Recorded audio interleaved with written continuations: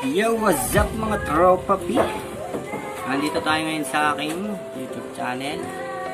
At syempre, meron naman po akong bagong natutunan. Yan, iPhone. Replacement LCD tsaka battery. Sa bilas ko po ito, hindi na kasi nagagamit kaya umorder siya sa Lazada ng LCD tsaka battery. Tapos nanood na din ako sa YouTube paano pagpapalit. So tatry natin. Baka pumatok baka pwede kong maging extra income.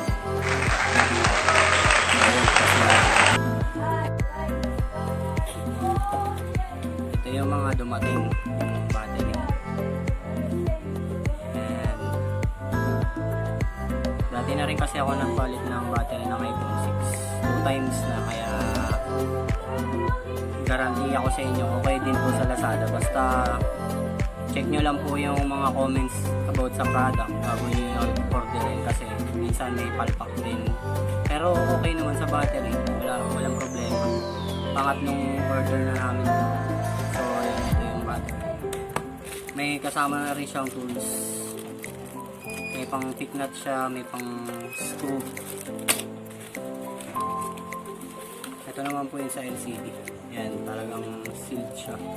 Hindi talaga siya, kumbaga safe naman siya. Yan.